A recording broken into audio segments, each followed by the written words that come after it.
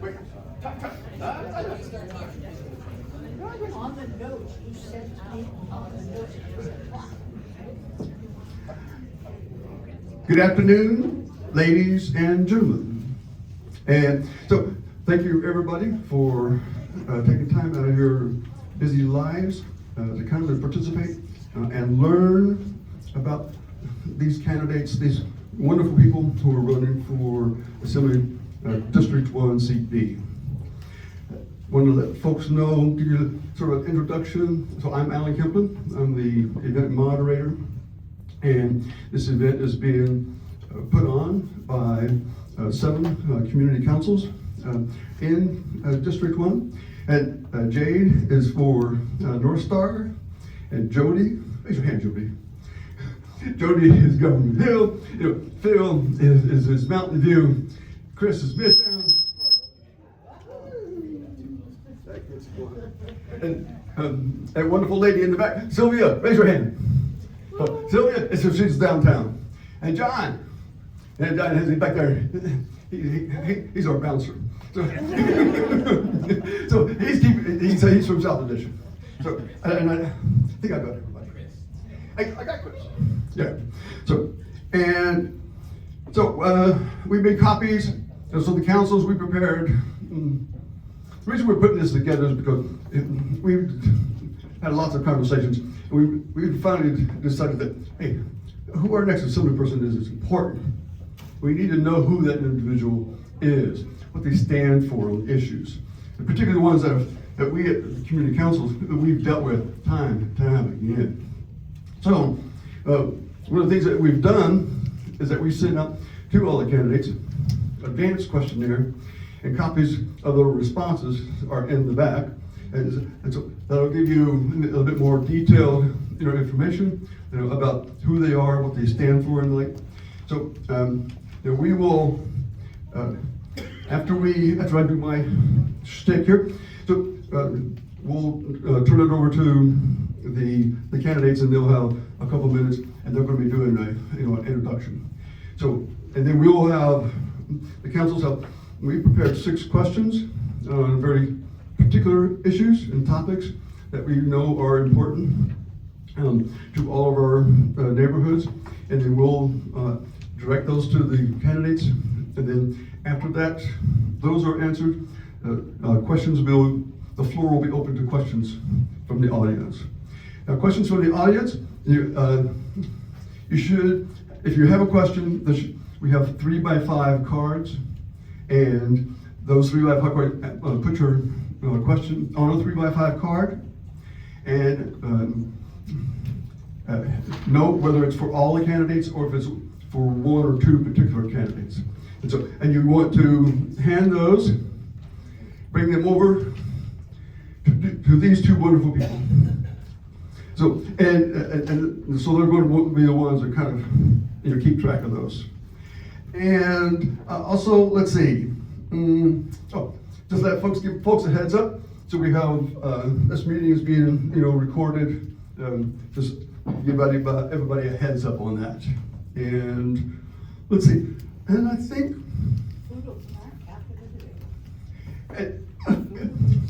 And food. So if your tummy starts to rumble and you say, "Hey, we got to get out of here, man. I got to get something to eat," I said, "Don't." Because we're going to have food. It's right in the kitchen, and it's just waiting to roll on out here and to fill everybody's bellies. So, and we got lots of it. So you better eat a lot. So, okay. So that I think that does it all for me. Is there anything I missed? I don't think I missed anything. So that brings us down to the main event, ladies and gentlemen. Candidates. Sir, please introduce yourself. Hello, everybody. My name is Justin Milette, running for District 1 Assembly. Born and raised here in Anchorage. Graduated from East High School. I did the normal Alaskan child thing. I left the state for a few years and realized I love Alaska. So I came back in my early 20s, started as a state police officer, did that for 4 years, moved over to the Anchorage Fire Department for a decade, left at the end of 2020, and then I've been running businesses in real estate with my wife for the last almost 6 years now. So anyways, downtown business owner, property owner, sit on the board of the Anchorage Downtown Partnership. We get a lot of businesses and residents, etc., that complain about the constant crime, vandalism, homelessness, the economic decline of our city for over the last decade, and of course all the issues that residents have seen for a very long time, and yet nothing has really changed, no matter who's being elected. So I've had my head in the sand for a long time building businesses. Realized that I'm a person of action. And I like to put my money where my mouth is, and so I decided to run because I think with my background of 911 public service as well as business and real estate, I think I have the experience to be able to really change the city. And being nonpartisan, non-political party backed, I'm middle of the road. I want to work with everybody, not just be a yes vote for one side or another.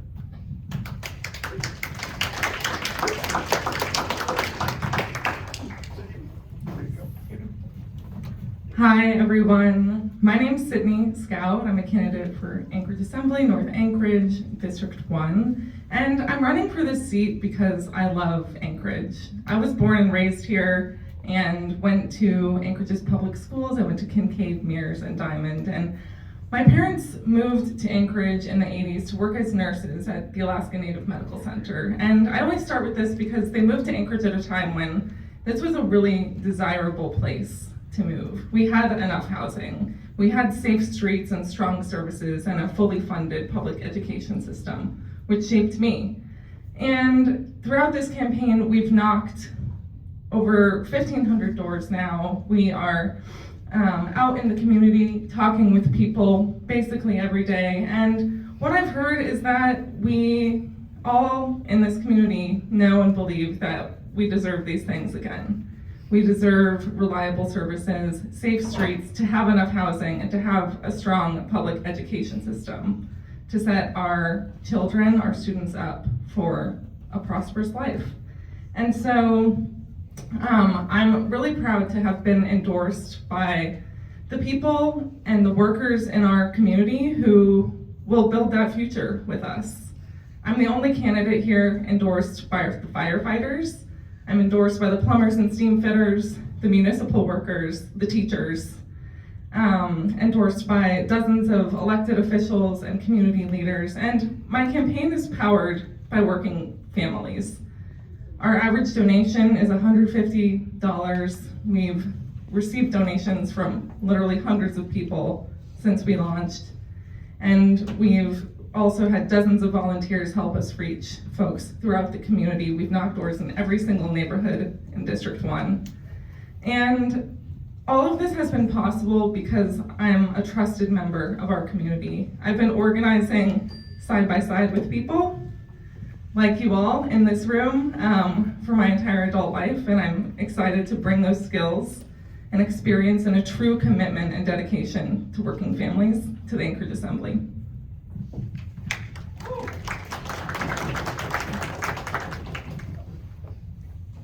Hello everyone, my name is Max Powers, and unlike my other two candidates, I was not born and raised here, but when I got here, I fell in love with Alaska and especially with Anchorage. I landed and I never looked back. I came from New York City and this is my home. I've been here 11 years now and have been working in the tourism and hotel industry, and I definitely feel that that industry needs to be a member of Assembly because there is no one representing that right now, and tourism is such a huge, important part of Anchorage. I would like to say I have been in hotels for about 30 years, and meeting planning and event planning, and I've done things from massive events with everything from horses to political parties. So my experience is wide. I've also been the event chair for Rondi for the past 5 years. I was on the Anchorage Opera Board of Directors. I was the vice president of Anchorage Fairs and Festivals, and I am very involved with community gardens. So I am very community oriented, and I have a lot of priorities that are looking forward to making this a better place. When people ask me why did I move here, I always say, well, I moved here because of a job, but I stay here because of the people. And I have fallen in love with the city, and it has become my home. So, thank you very much.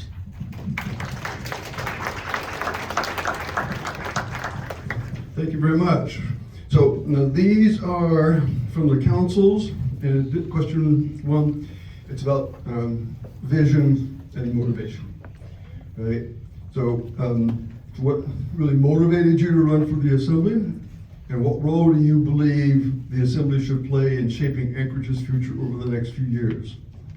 Paint us a picture of a hopeful future for Anchorage, and what you, as our assembly person, could do to help us get there. Yeah, I mean, my entire campaign has been about a brighter Anchorage. I think that with the right leadership on the assembly, I think we could really turn a corner here. We have 6 spots open on the assembly this election. It's a great opportunity for the city of Anchorage, not just District 1, to elect new leadership that will turn the corner. I think we're kind of at a crossroads right now. I would, with a background in real estate, development, public safety, et cetera, I've seen kind of what's broken. I know that we've got some issues in building, et cetera.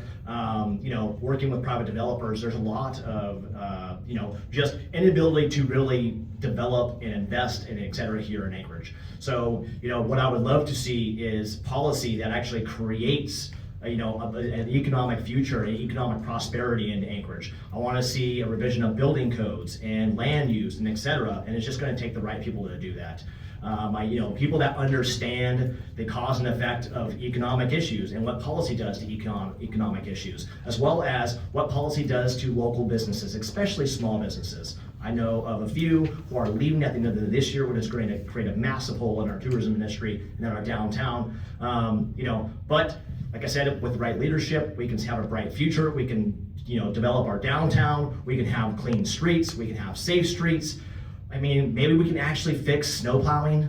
I don't know why that's such an issue. We live in a winter city, why it keeps changing with every mayor, I have no idea. But we need to at least get policies and procedures set up to where it's not an issue with every election.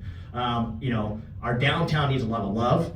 Businesses are leaving our city. I would love to see that change. I think with the right people, we can really make a bright future that we can see again, that people are coming back to, not moving away from.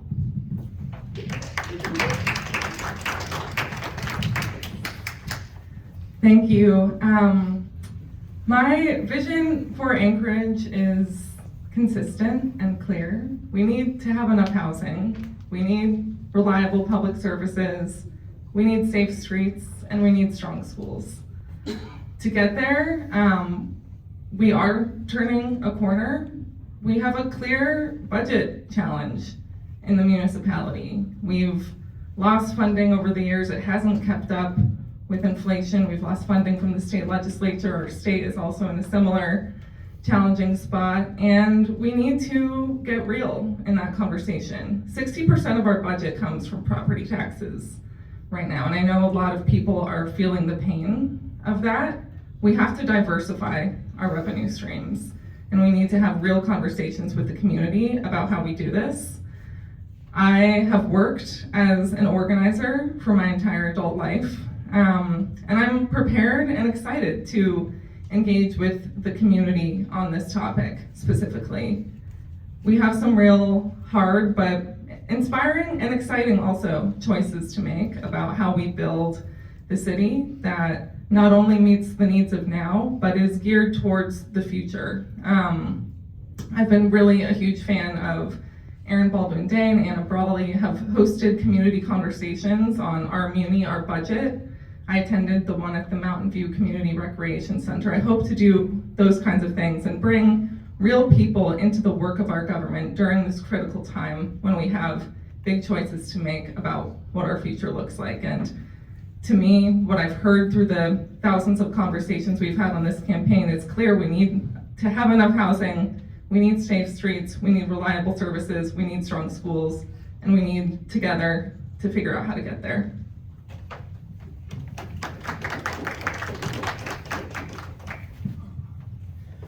Okay, everyone, so let me paint you a picture.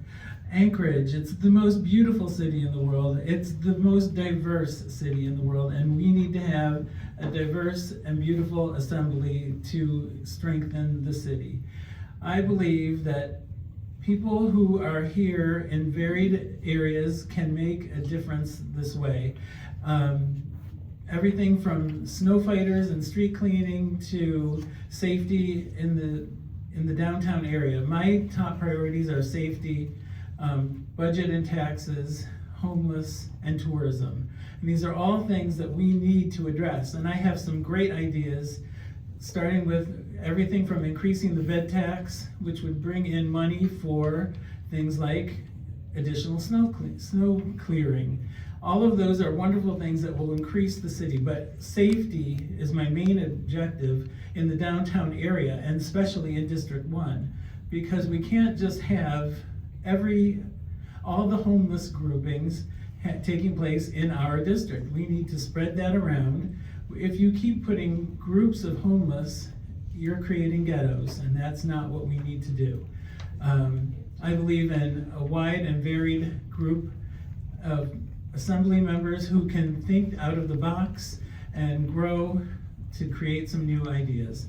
And that's the Anchorage that I see in the future. Thank you very much. So, moving on to the next question. It's question 2. This one's going to be about transportation and economic impact. So, major road projects can affect safety, access, walkability, and the economic health of nearby businesses. How would you solicit neighborhood input early in the planning process? And how would community input and economic impact analysis shape your decisions about transportation projects? Thank you. I love this question. I've come in this room to some of the community conversations about the Reconnecting Fairview work and really enjoyed being in those meetings and conversations with our community. I loved there were interactive maps on the table, draw where you think a road should go or not go. I love those style of forums and of community engagement, and we again have big decisions to make, including around transportation. I would love to have those conversations with our community, but we can't stop there. I actually brought this stack of postcards. As we've been knocking doors, I leave postcards on everybody's door asking them to write me back and share their thoughts about what they want to see from our community. This is a tangible example of the way my priorities have been shaped on this campaign, and I would love to use these kinds of tactics to reach people and solicit input. We also have tools and technology for community outreach that the municipality and our community councils really aren't using. Peer-to-peer texting is really cheap and effective and a great way to reach people to get their thoughts. Because the truth is, for many working families, it's just not possible to get to an in-person community meeting on a weekday evening, on a weekend. We need to value the voices and hear the voices of the people who can't attend, but we need to be proactive and reach people where they're at. Send them a text, give them a call, knock on their door. I love knocking doors. I hope to do that year-round when I'm elected and continue hearing people's feedback, because it's so important, and these stories are what drives me to do this work and what would inform any policy decision that I make.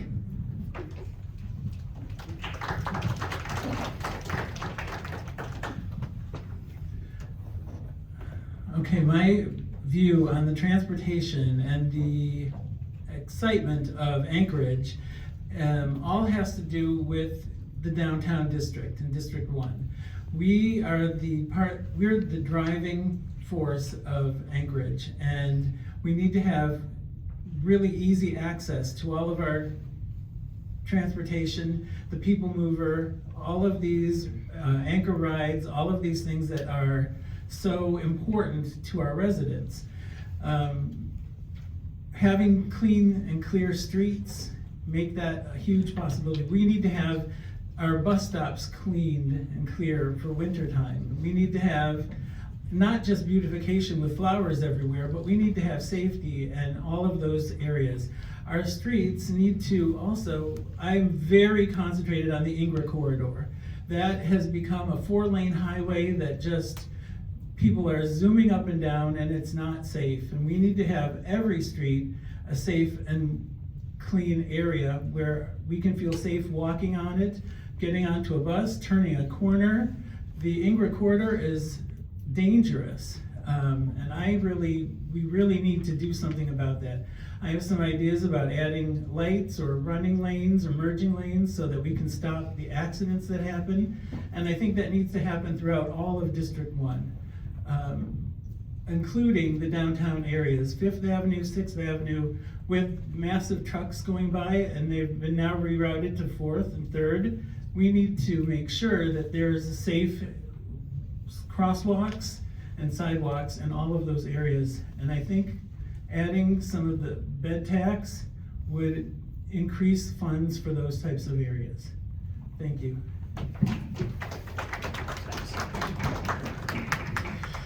I think we need to kind of get back to the basics. I think the community's been lacking in providing some of the basic essential services on transportation. I think Max kind of hit the nail on the head as far as bus stops, sidewalks. I'm sure all of you have had to avoid a pedestrian in the last few months, right? Walking down the side of the road because the sidewalks aren't accessible. You know, if we take that into consideration along with businesses closing, such as, you know, the Cars Gamble in Fairview, and it pushes people a longer distance just to be able to access basic food and pharmacy things, you know, that's a disservice to our community. When we pair economic and transportation issues together, you know, our economy is dwindling, right? And as that happens, our businesses are closing. We're seeing, you know, housing issues. We're seeing builders leave. We're seeing investors pull money out of Alaska. We're seeing a whole bunch of issues attached to that. I really want to see the city get back to providing a basic level of quality service. Streets, sidewalks, bus stops, expand our bus system, right? And then not have additional businesses close so people have to go to a farther location just to be able to access basic needs. I love the idea of being able to expand additional lighting in streets and all these things. It's really tough to have those conversations about, you know, doing those big projects when the city has a tight budget, the state has a tight budget. You know, these are pipeline dreams that are 5-10 years away. I know, you know, I would love to see them come to fruition. I think over the next 3 years, I can't guarantee that we're going to turn this economy around and it's going to be this amazing mecca of Anchorage. It's going to take 3 years of really hard work just to get us stable again from the decline we are in. Our school district is down 8,000 students. We're down 30,000 people in the last year. Our economy is dwindling, right? A large percentage of our working population has left Alaska. Let's fix this. Let's fix the basic services. Let's get Anchorage back to at least a stable environment where we can build from the ground up. Yes. Thank you very much. And so moving on to question number 3. This one is about housing, vacancy, and neighborhood development. So districts across Anchorage are experiencing both housing pressure and long-term vacant or underinvested properties. How would you approach housing development, vacant properties, and neighborhood business corridors in a way that strengthens community without accelerating displacement? Thank you. That's a very difficult question, but there are lots of options and ideas that are out there. We have buildings that are dilapidated and falling down, and we have empty lots that are all owned by municipality or the state. These are all areas that we can revitalize using additional funds from taxes or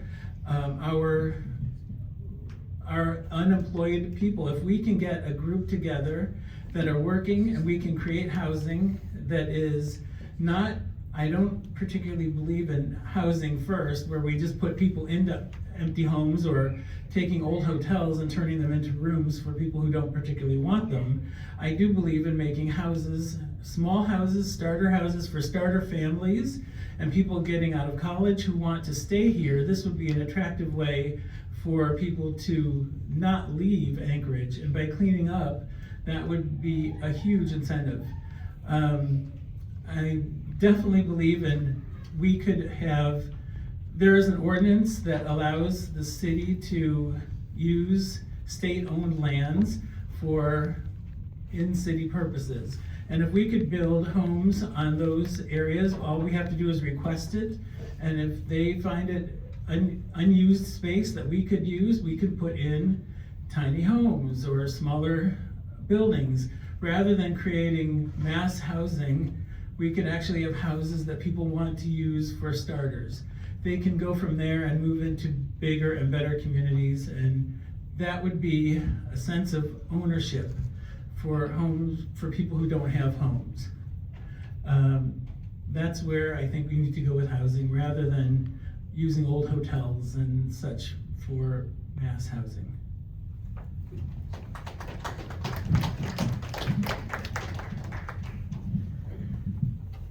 Yeah, as I said earlier, one of my top priorities and the top thing I've heard on doors and from our community is making sure there's enough housing in Anchorage. And right now, a lot of our housing stock that's already on the market is being misused.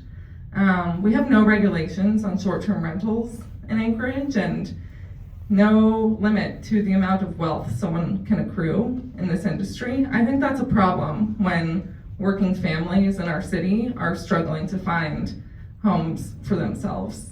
I think often of a woman whose door I knocked in Mountain View. She's a mother. She lived in an apartment building there and hoped to move somewhere else in her neighborhood and could not find a single option in her neighborhood at her price level beyond where she was living and wasn't happy with. We need to fix that. We need to turn concern into action. We need to relook at our zoning laws. They're not up to the standards of what we need to build the Anchorage of the future. We need to use every tax incentive available and ensure that the tax incentives that are being used are actually being put towards towards housing that working families can afford, not the luxury rentals that have sprung up as a result of some of those. I do support a housing first model. I can't imagine trying to get a job, go to school, further myself without a roof over my head. Everybody deserves housing. We need to make sure that these shelters continue to be spread across Anchorage, that there are multiple options. Tiny homes are far and away the most popular solution in the conversations I've had in the community, and so I'm excited to see how those play out and to expand the options for those, and to advance public-private partnerships, bring the nonprofits and the unions into this work. We need all hands on deck. We need to have enough housing for the people who live here.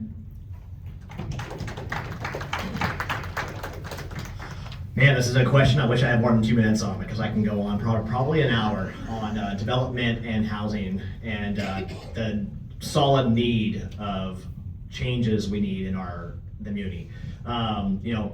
We've done some, I will give the current administration and even the past one a little bit of credit, and that is they have made some strides in trying to address some of the issues with some housing. We've done some Band-Aid fixes.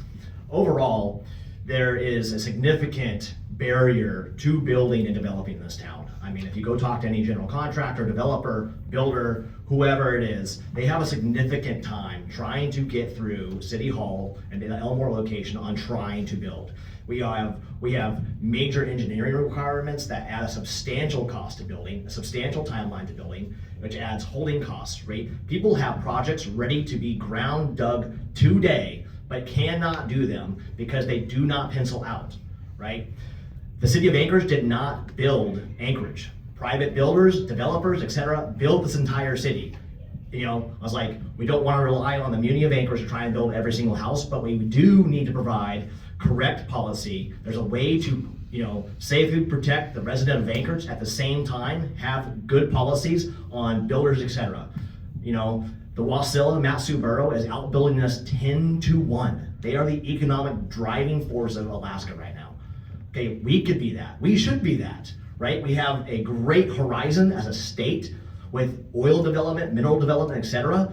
right? On the forecast for the next 5 to 10 years, Anchorage should be the driving force as the port and international airport and destination of the state once again. We could be there. We just need the right policy and policies in place to help deregulate some of the building stuff and a lot of the issues that the builders are having, and partner with private development, etc., to help build Anchorage again, because that's who built it in the 70s and 80s. We need to get back to that again.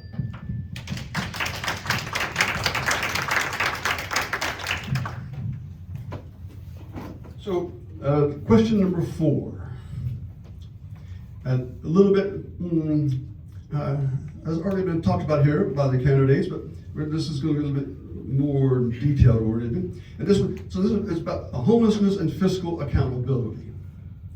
In addressing homelessness, there is often tension between 1, responding compassionately to urgent human needs, and 2, demanding clear results for the public dollars spent.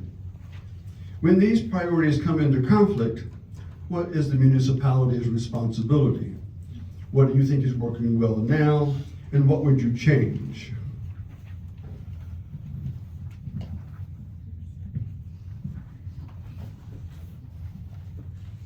I had the great privilege of touring the 3 shelters in North Anchorage a week and a half or so ago, and asked the same question, because it's something that I've heard a lot in our community is, are we wasting our money, throwing it away, investing in all of these shelters and services and resources?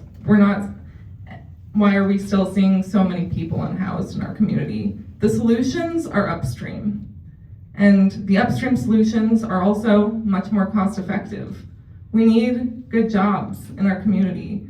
We need enough housing. We need strong schools.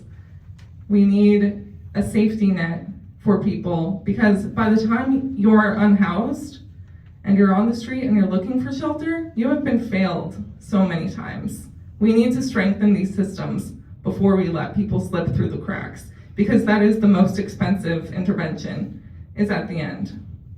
And so that's what my priority is strengthening those foundations, making sure that people have all the tools they need to build a good life.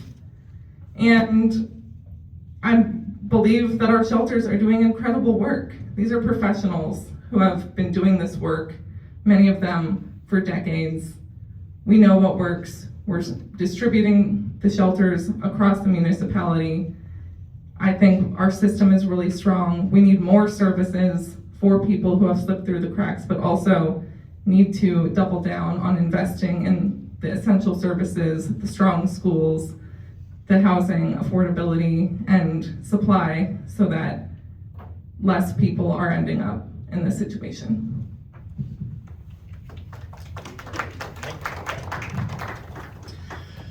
I think if, homelessness is a touchy issue, right? How do you balance compassion with accountability at the same time? And if you ask every single person in this audience, we're all going to have a different opinion on that. But I think there's a significant cost to actually not addressing and fixing the underlying issues. There's a lot of complexity to homelessness in of itself.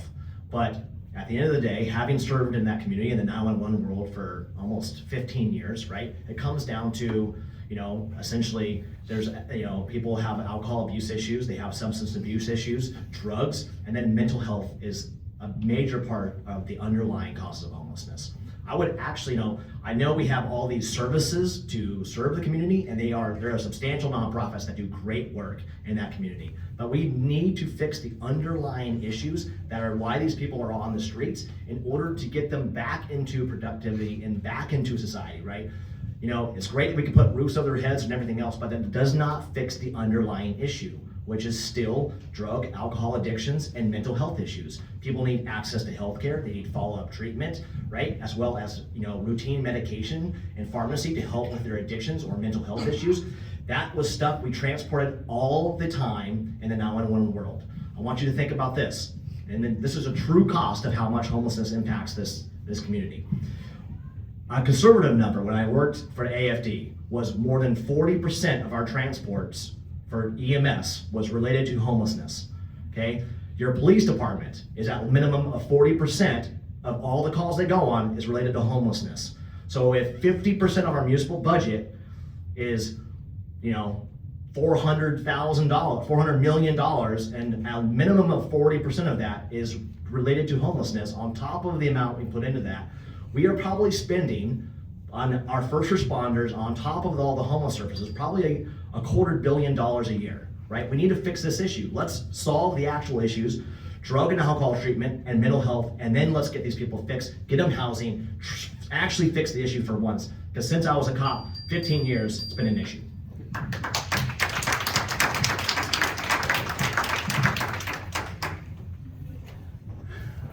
Okay, homelessness is a huge issue. I don't have the solution, no one does. But we really need to concentrate on getting more beds for mental illness, drug addiction, and alcohol. That is a key issue to the homeless who are out there but don't necessarily want to get into homes. They just want their next fix, or they have a mental issue that they cannot get help for. So we need to create a way to get more beds in facilities for these people who need help, or who don't realize they need help, but we want to help them. Those are, we need beds for those people. The homeless issue is something that all of us have to deal with, and we see it every day, especially in District 1. We can't just put groups of people together and expect them to pull themselves up. We need to have services and facilities that will work with them to try to help get them started. And once they are started and working, if we can find places for them to go at that point, they will want to get better and do more with the assets that are given them. We have the basic infrastructure, but we need to create homes, we need to create beds, and we need to give them services. And all of this would be accomplished through raising of funds in the city.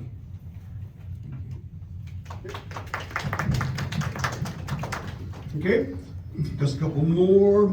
Question number 5, it's on public safety and policing. So public safety represents one of the largest investments in Anchorage's municipal budget. Yet many residents continue to experience public spaces as unsafe.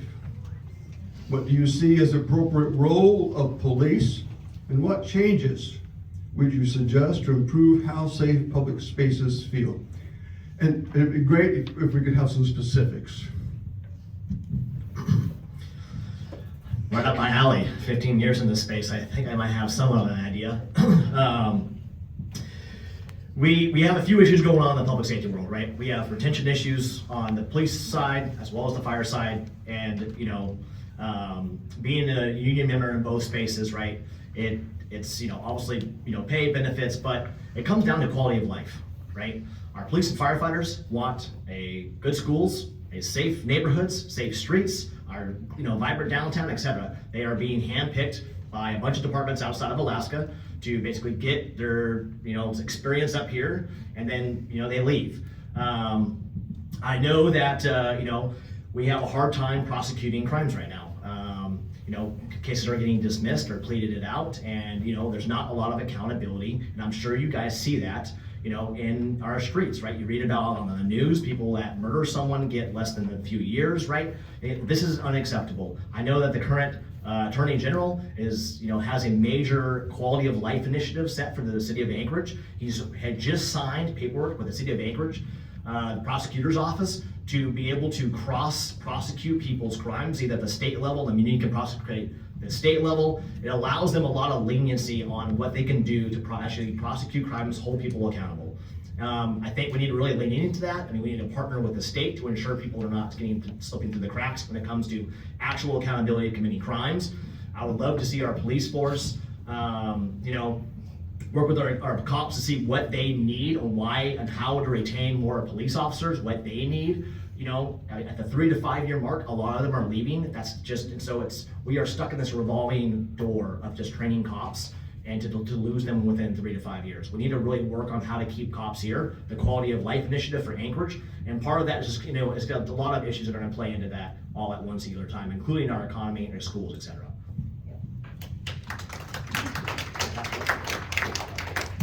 We're gonna bounce around here then. Give people a different chance here. First of all, I'd like to thank the current administration for filling up the academies and getting many more police onto the streets and fire departments. Mayor LaFrance has done a great job in bringing back the numbers of people in those industries, if you will, in police and fire and safety. And she has also worked really hard to get the prosecutor's office fully staffed, which has been years since we've had enough prosecutors to take care of the docket that we get from all of the police.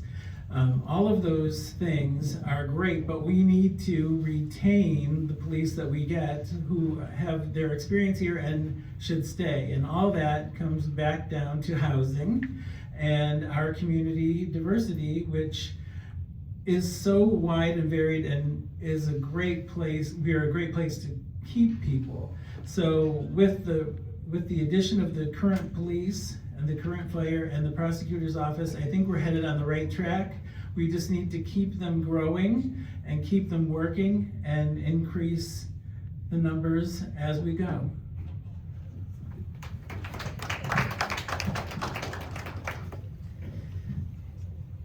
Our public safety professionals deserve better. The number of calls is increasing while staffing remains flat. Our firefighters right now, I don't know if folks know this, they don't start making overtime until they've worked 52 hours a week.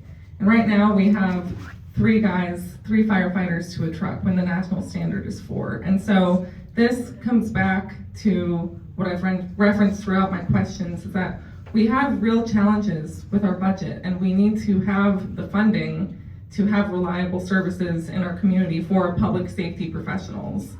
And I have the full intention and plan to fix this by working together with these workers, and that's why they've thrown their support behind me.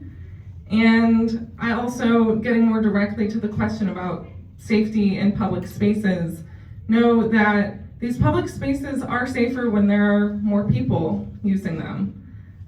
We need to reinvest in our downtown. We've all said this, everybody's been saying it. We need our businesses to be able to thrive, to have the support they need. We need denser housing so there's more people living downtown and able to live there and using these public spaces, because it's harder to commit crimes and destroy our public spaces when there's more people around. And so we need to make sure that these are places that people want to be gathering in and want to be spending time in and connecting together.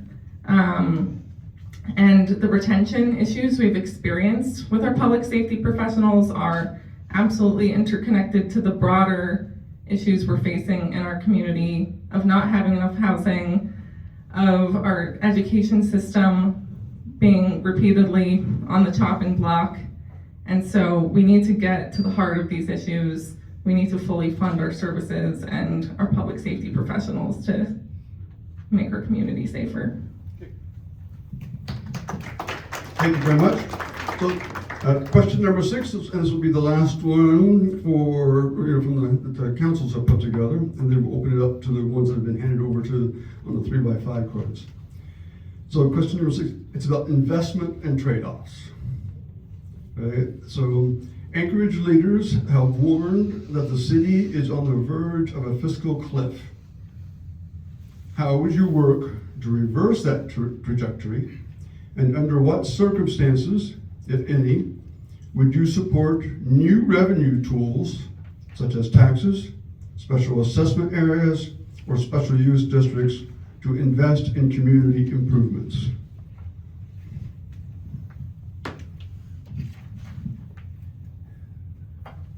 Okay, everyone, so this is tricky because this is a slippery slope. we want to increase all of our services, we want to increase everything, but we don't want to increase any taxes. There are some ways that I feel that we can do this, and being in the tourism industry, I have one great idea, and I think, well, I have a lot of great ideas, but this one in particular. We have currently a bed tax in this state for hotels, in Anchorage, and it is currently 12%, and it has been 12% for 20 years. We are one of the lowest bed or occupancy taxes in all of the destination cities. I propose that if we raise that 1% or 2%, it would not affect any residents. It only will affect the tourism that people are coming in, and because it's per hotel room. Right now, that is split into 3 areas. They use 1/3 for Visit Anchorage, 1/3 for City Works, and 1/3 for public services. If we added 1%, that would be $6 per hotel room. The hotel that I work in currently, that would be an additional $1 million just in the summer months. If you add that up, that is great additional revenue. I also have an idea that we use I'm calling it a souvenir tax, and because they wanted to bring in a sales tax, nobody wants that. But if we brought in a sales tax on all the items that the tourism industry uses, that will be supported by the people who are coming into our city and using our services. That way, they're paying the taxes, they're coming in to use our public services and see our great city. That way they can fund it, and that would all go towards police and fire and housing and all of those wonderful things that we need assistance with.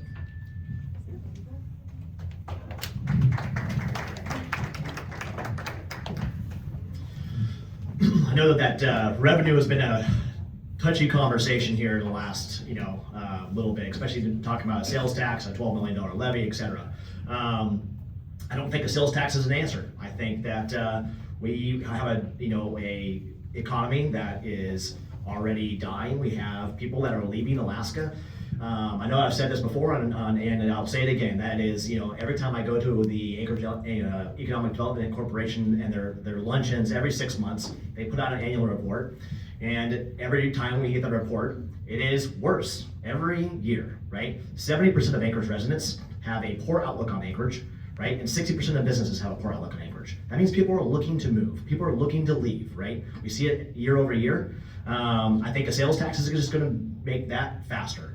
I would love to see the conversation turn to how do we build revenue without having to tax the increasing population, right? How do we work with businesses and basically put a large green flag and light on Anchorage? That way we want your investment, we want your development, we want you to start a business and grow here, right? That's what I want to paint a picture of. We need to change that from a red light currently, what it is, right? To a green light, and that's what we needed to paint. We are on a national, state, and local level. We have a really bad reputation. No outside investment wants to come here, right? Because of our crime and our homelessness. On a state level, same thing. Local level, there's multiple businesses leaving. We have lost 400 or 500 businesses since COVID. That's a huge impact, right? A lot of our working population has left. We need to bring that back. That will increase revenue without taxing you people as residents. And I also think the public has lost trust in the assembly to use the tax revenue that they have already voted it in correctly.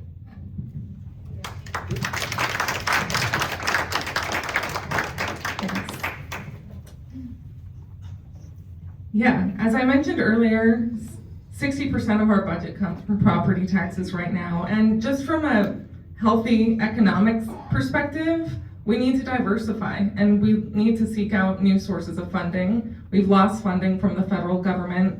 Our state is in a similar issue, and I think everything should be on the table. I've heard on the doors many different perspectives on a sales tax. I also would love to see us being allowed by the state, some changes in state statute made so that municipalities can collect income taxes. That's something that's actually surprisingly popular in the conversations I'm having out in the community. There's also opportunities to generate revenue through clean energy. My background is in clean energy work, and I would love to see Anchorage be more proactive in this space. And I also was really disappointed to see the governor veto the closing loophole around the corporate taxes.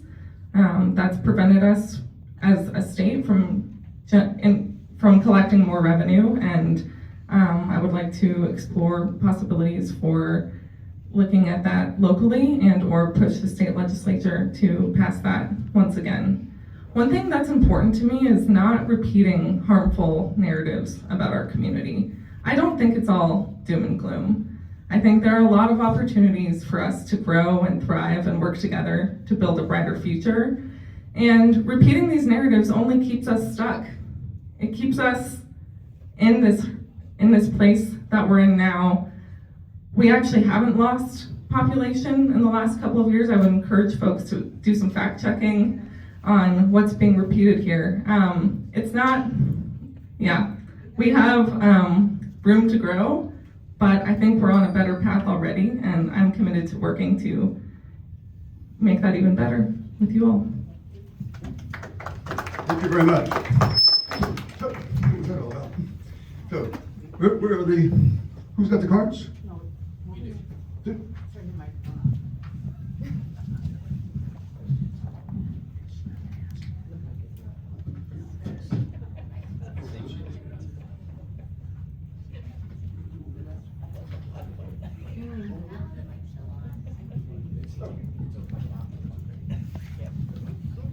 All right, sorry about that. I've been taking a task as the moderator, so. All right, so lesson learned. So we have some additional questions that are on the back page. My fault. So I should have turned it over. So, okay, so here's another question. So, assembly members often have to work with colleagues they strongly disagree with.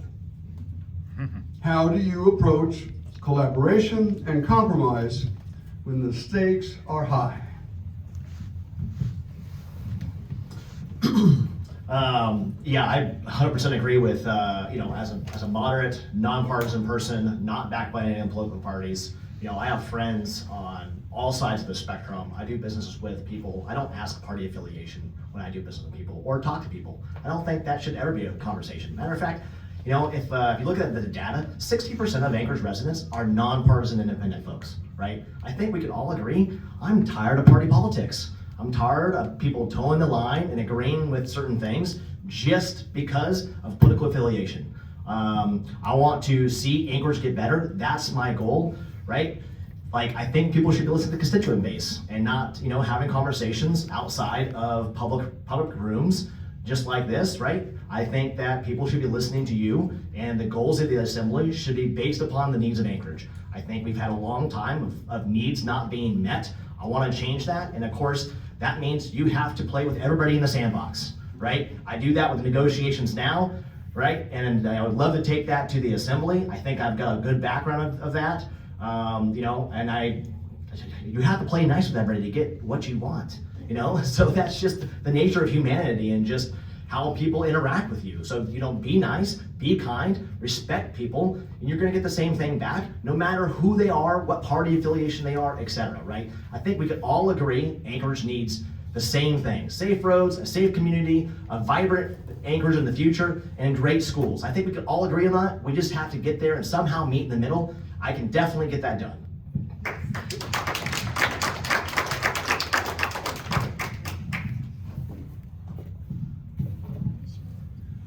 Okay, so when we are working together, listening to each other is the most important thing. We cannot just argue and take a stand that you are not willing to compromise on. We have to listen to each other, to our constituents, to the other members of assembly. If we don't hear as we're listening, we will never agree on anything. We have to work together, and I'm sorry, but I believe let's be nice. And that's the way you catch more flies with honey than you do with vinegar. And working together is the key to doing this. And if you have an open ear and are willing to compromise, that's the biggest part of making a team. The assembly has to be a team. We have to work together to make the city a better place. And that is 100% my goal into bringing everyone together to reach achievements that we can make this city a great place once again. Thank you. And yeah, this is a nonpartisan race, so we are all nonpartisan, but are all also backed by people with various affiliations that I encourage you to check out. I have worked in organizing and advocacy work for my entire career. I've worked with Republicans and Democrats and nonpartisans. I'm a dues-paying member of the Working Families Party and have been for nearly a decade now, and I believe deeply in working together on the issues that we can agree on. I am currently I'm the vice chair of the Alaska Public Interest Research Group, a group that I've been involved with. It's the largest consumer advocacy organization in Alaska, and I've been involved for a number of years, including serving as the interim director, and we've gotten some incredible policy passed at the state legislature. I think one that many folks might be familiar with is a payday lending reform bill, trying to curb the use of predatory payday lending, and that was an extremely bipartisan legislation, was passed on both sides of the aisle, all sides of the aisle. And that's the kind of work I've been doing already, is supporting these kinds of policies that help working families, improving the outcomes for working people is something that I think Alaskans agree on across party. And so I am experienced in working with people from all different kinds of backgrounds. It's a core value of mine to work with people across party lines. I'm not a party person either. And first and foremost, I'm an Anchorage kid. I'm an Alaskan. I know that when someone's stuck in a pile of snow on the side of the road, you don't ask their party affiliation before you tow them, and that's the approach I take to the work on the Anchorage Assembly, and something I've always been proud of about our community. Thank you very much. So here's another question. So many major projects involve both the state and the municipality. How should Anchorage assert its priorities when working with the state on transportation and development?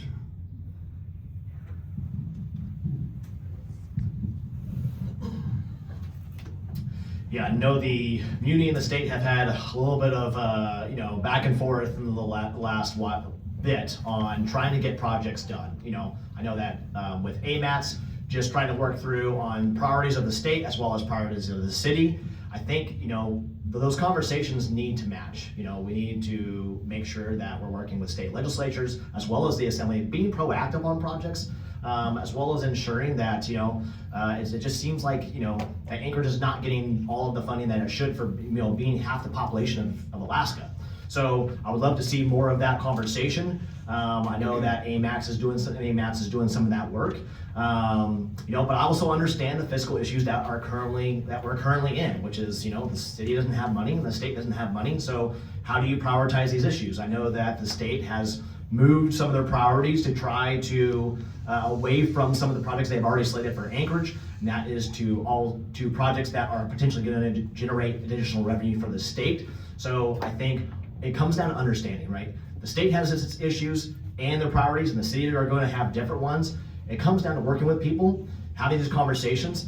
And it's also seems that we're very reactive as a community and not very proactive. I would love to see planning attached to things, as well as just working with the state on proactive timelines. And if there's going to be additional conversations about those changes, let us know. There seems to be a little bit of just kind of back and forth and friction right now between the city and the state. I would love to work on actually changing that.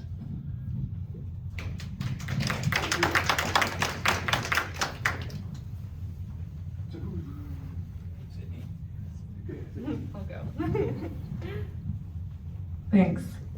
Yeah, transportation is a huge priority, and I like that this follows the last question because we do need to figure out, the municipality and the state, what we can agree on and what we can move forward. I know and have heard deeply from especially members of the Fairview community and the communities along that Gamble-Ingra corridor that there's been a lot of harm caused and a lack of accountability from the Department of Transportation in proposing projects, moving forward with projects that don't actually have community buy-in, and or moving forward with projects, spending a ton of money on planning and all of these things, and then not actually implementing the projects that were agreed upon. And so there's a lot of space, I believe, for accountability with the Department of Transportation. I'm eager to work to see how we do that in the community and use my role on the Assembly to work more closely with the Department of Transportation, to hold them accountable when it's necessary, and to identify what we can agree on, what we can move forward on and get done together. I've also very aware of the incredible amount of work that's already been done to develop neighborhood plans and transportation priorities. I have a stack of neighborhood plans that I've requested and have been reading about because this is something that's really important to me. And I know a lot of the work is also already there and simply needs to be continued to move forward by very proactive and advocacy focused members of the Assembly, and that's the role I hope to play.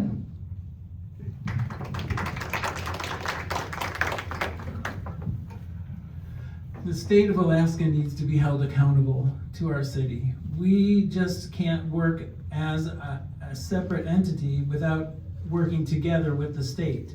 We know that they have taken Ingra and Minnesota as state roads and don't clear them as well as we would like them to be, because we need to work together in taking care of our city. Just because they've decided something is a highway doesn't mean that it's theirs. That is something that we need to work together to create the accountability for the state that they are, and the governor needs to work with us to fund all of the things that are going on in the city. We can't be ourselves when we're half of the state. All of those are reasons that we need to work together, and I think there should be a task force that is watching oversight of the city and the state together on joint ventures. This is so important. The state has money, we don't have money, and we need to work together to accomplish this oversight so that we can have a working relationship with the state. And I would love to be on the Assembly that would work with the state to increase our finances and our jointability. All right, thank you very much, guys.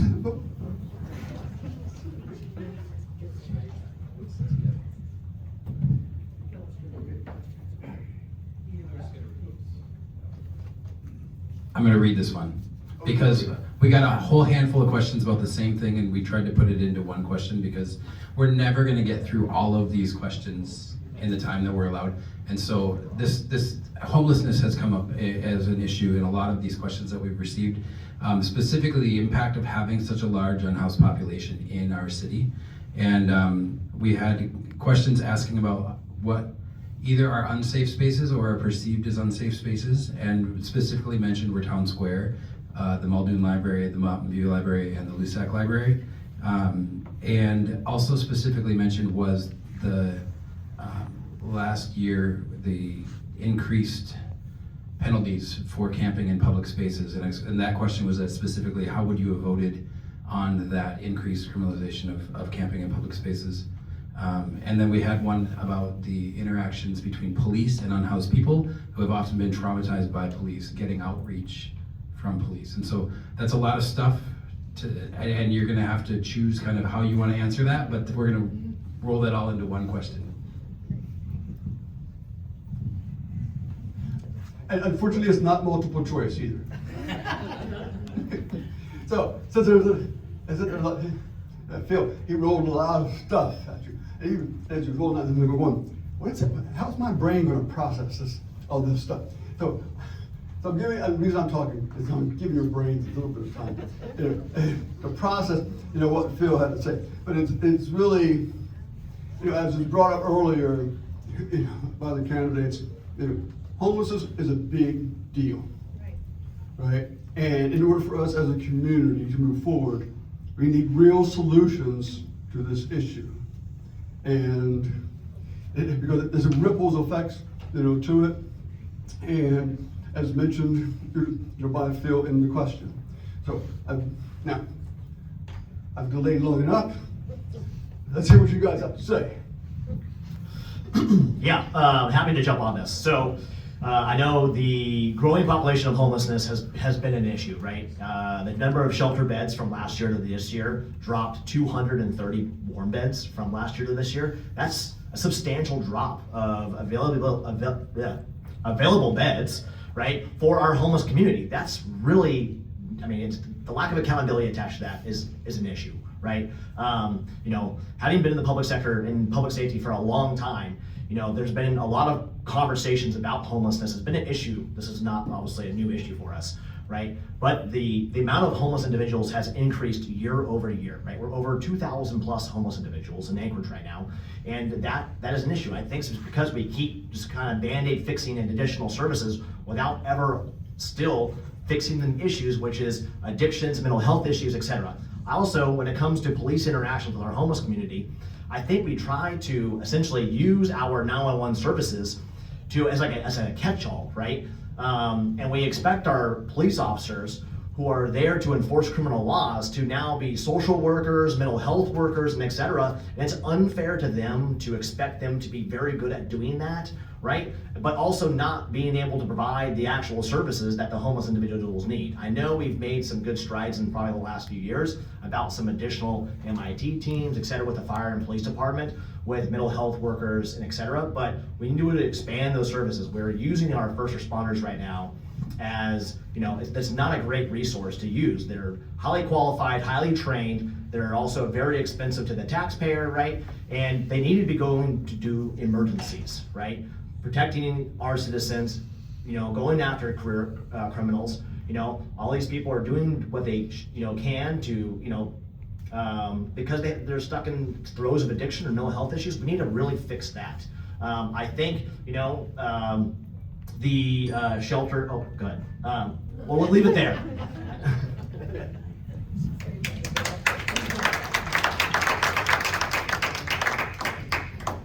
Thank you. Yeah, it's clear that we need more services and more shelter beds for our unhoused neighbors, and we need that now. And again, as I shared earlier, we have to also balance that with focusing on the upstream solutions to this challenge in our community.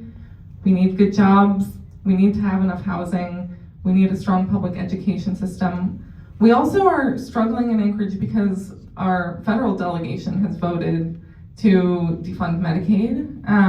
If people are going to try to access healthcare, there's a huge increased barrier to that now for people who need it, and the Anchorage Assembly, I believe, can continue to and amplify their advocacy towards our federal delegation, who are making the conditions a lot harder for us here on the ground. I am really impressed by the work of our mobile crisis team, which is housed at with the firefighters, and want to expand that service specifically, and want to see, and I think the use of our libraries and our town square is a clear example of the fact that there simply are not enough spaces for people to be who are living outside. And so we need more warming shelters. We need more accessible places for people to go during the daytime if they're not able to get into shelter. And so we need to expand that system now. It feels very clear and obvious to me, and focus on prevention first, on housing first, on services, resources, and support first, and have punishment as a last resort, because this only further pushes people into the cycles they're already struggling in. It keeps adding a criminal record to somebody makes it harder for them to get a job, harder for them to thrive on their own, and we have to interrupt that cycle.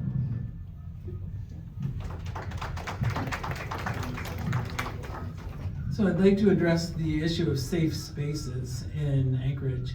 This is huge on my list of things that we need to address. If we don't have a safe town square park where our residents and tourists can walk through and not feel threatened, that is huge detraction to people coming to Anchorage to visit.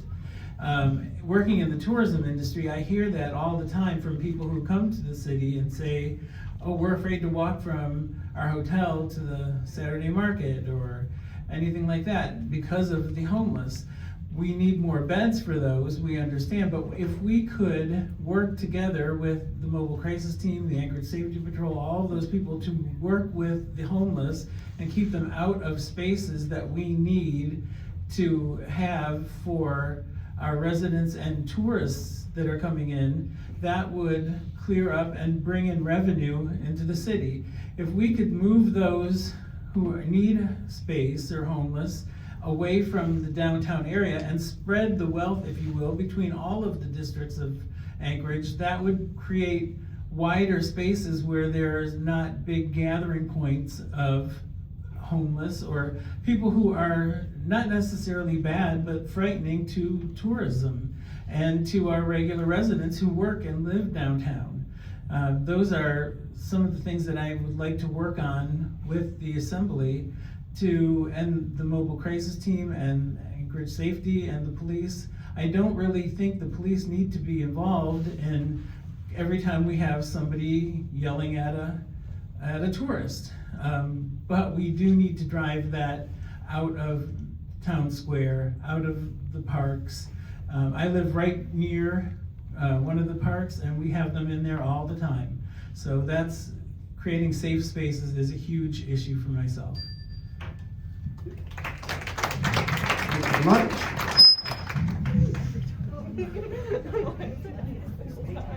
I don't know.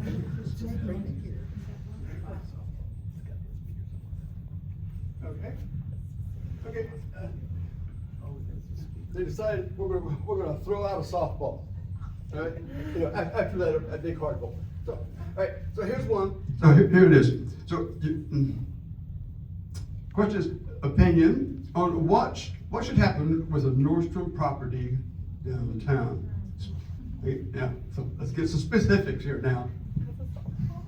Oh man, I've stared at that building just contemplating this question for a long time as a developer myself. So I love the idea of actually turning it into some type of facility.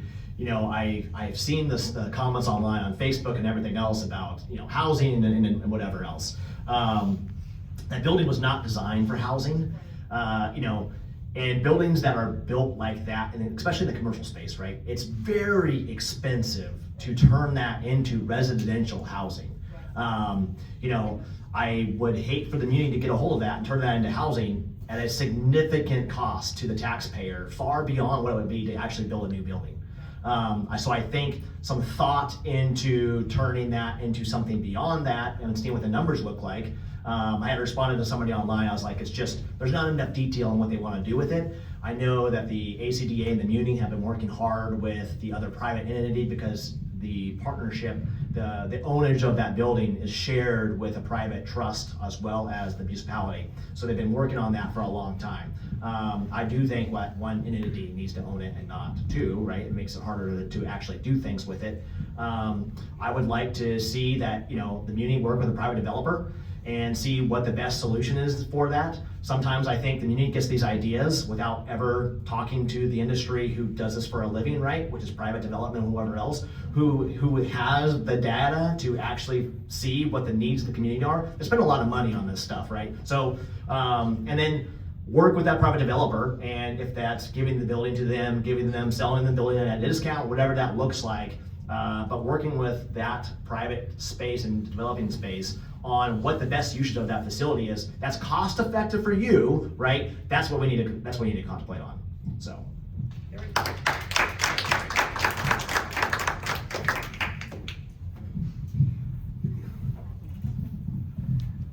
Thank you. I absolutely do not believe that that needs to become housing.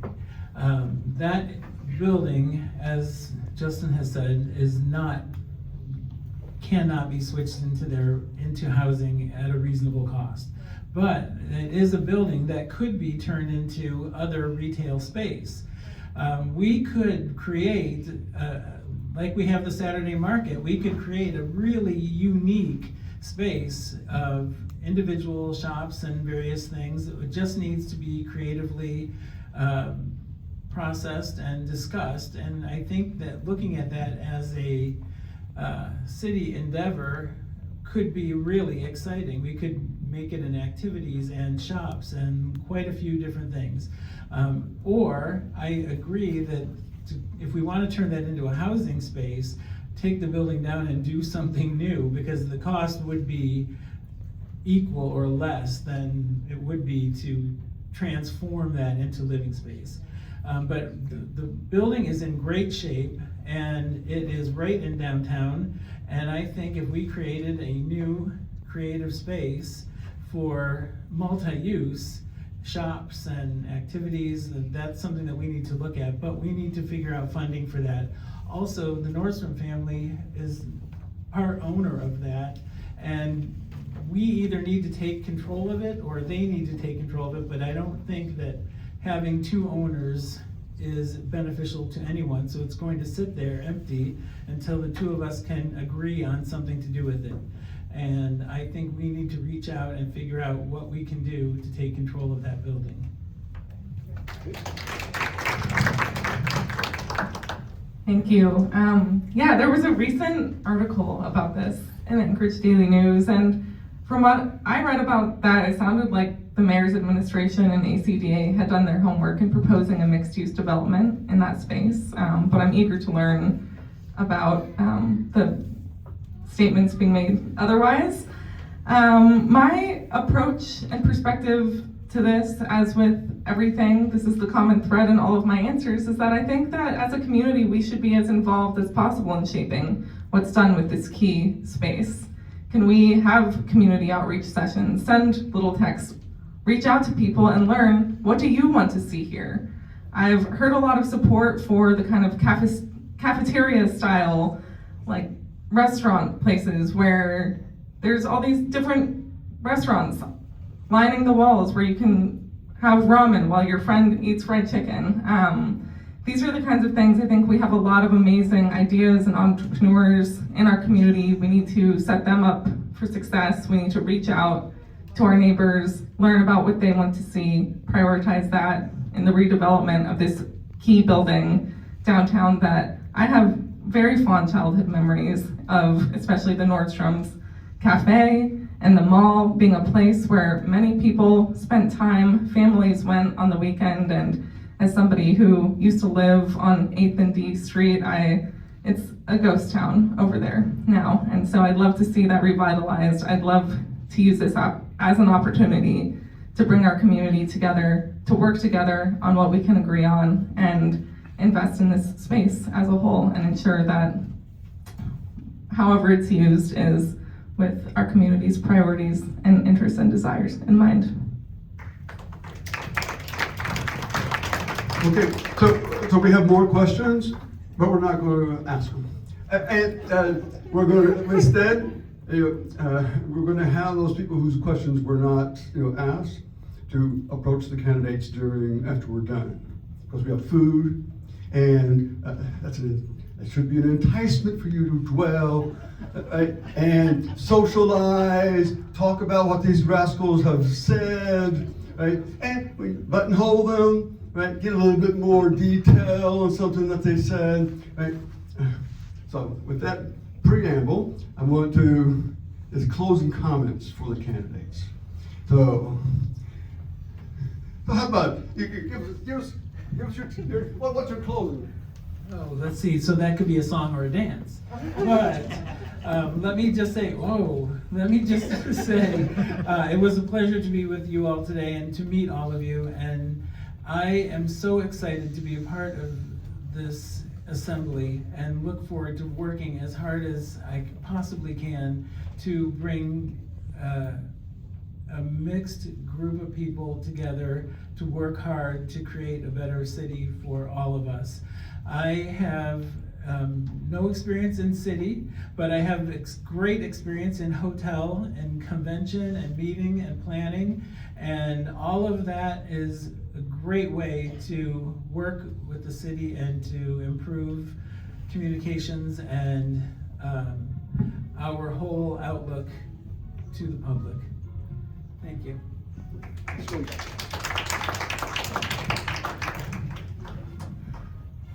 Thank you, everyone, for being here today. It's great to see a room full of people who care so deeply about our community, and that's been one of my biggest joys since launching this campaign. It's just meeting more and more and more people than I knew before, and being inspired by all of the dedicated and committed folks in our community, even if we don't agree on everything, and especially if we don't agree, because I love learning and hearing about different perspectives and changing my mind when it makes sense. As I mentioned, my campaign has had thousands of conversation over the past months. We're really a grassroots powered, small donor powered campaign, and that's because we have done the work, are already doing the work, and are deeply connected to the community and the people who power this community. And so it would mean the world to me to earn your support as well, and to continue hearing your thoughts, questions, and ideas.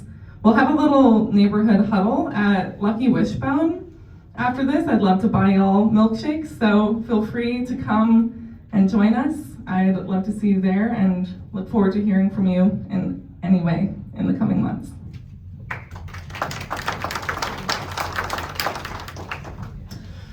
Yeah, like all the other candidates, thank you so much for being part of the public conversation and the question. I have no problem being in the hot seat. I always appreciate the very candid and just unprepared answers and questions, because it lets you know how the candidate thinks, their experience behind what they're answering.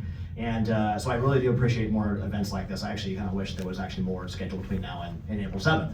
But my campaign has been 100% about the people. I have served this city for a very long time in the public service world, right, as a public employee.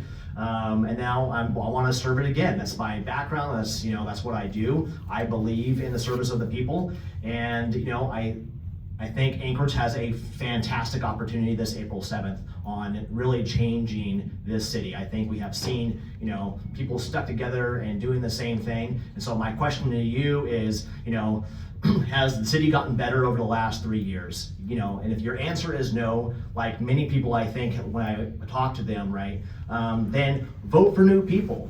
Right? Vote for new people. Vote for people who are not endorsed by the entire current system it is, right? Or, vote for some new blood and some, let's change things. Where do you have to lose? We're already dwindling. I would love to see some new people get on and not attach to everything else and actually try to make some change. So, Justin Milette, you can find me on Facebook, Instagram, TikTok, Milette for Alaska, or MiletteForAlaska.com. Or you want to have some more candid conversations, I'll give you my cell phone number. We can have more conversations in the back. We'd love to actually hear from you, okay?